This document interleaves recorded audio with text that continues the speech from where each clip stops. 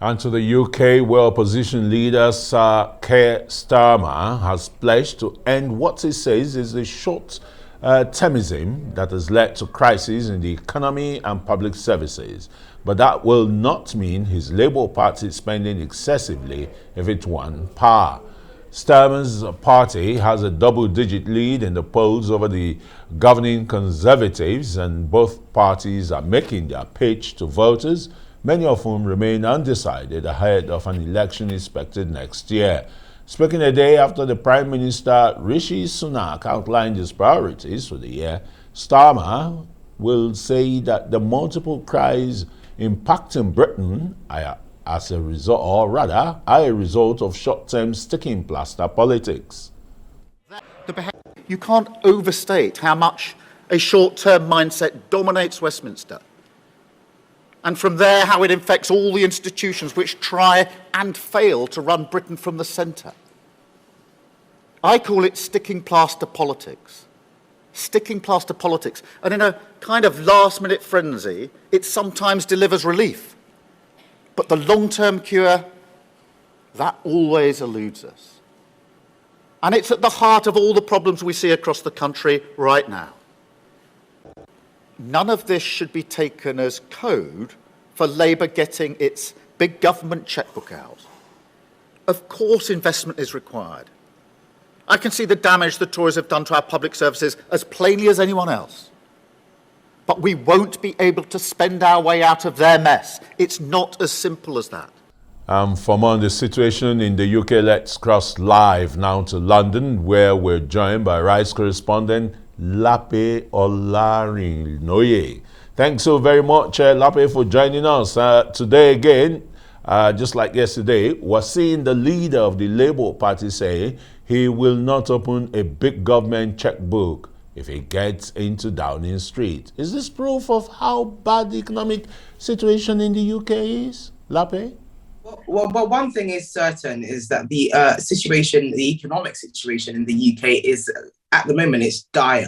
And for Keir Starmer, leader of the opposition, to state that he isn't going to carry on spending is a reality check for many people. Many people believe that Labour should be a breath of fresh air, should be different policies. But actually, the Conservative government have already been spending. A lot of public spending, a lot of government spending has gone in to rectify this state of the economy. Now, Keir Starmer is trying to say is that he's saying that he's going to inherit, if he wins, a bad government from the Conservatives, a bad economy thereby. And as a result, they will have to fix that problem without spending money and have to do a lot more kind of policy changes, a lot more engaging with local governments and so on. So that is a hint that it's going to be a tough time ahead for whoever takes over because of the state of the economy. So in answer to your question, things aren't looking up just yet. All right, things are looking up, but we had plenty of pledges. Did we get the details of these pledges, and are they capable, of reversing the economic downturn, as we say in Britain today?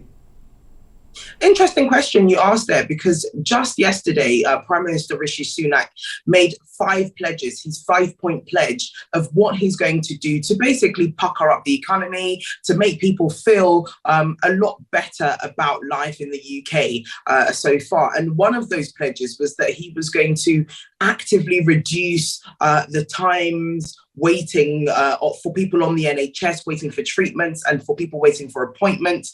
But another really important pledge that he made out of those 5 was that he was going to improve the economy by reducing inflation, which is a huge pledge to make. I mean, right now, inflation is at its highest in the last 40 years.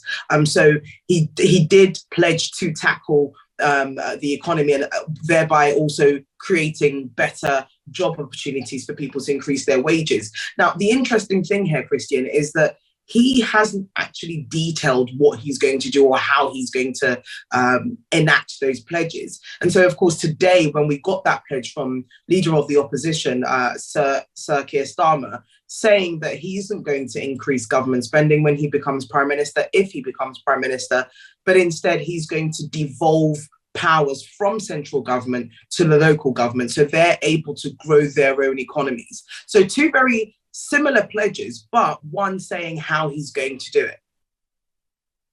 Okay, thanks very much, Lape there. But the country now is facing wave of strikes. We've seen strikes from, the medical unions. Now it's the railways and, like I said, the NHS.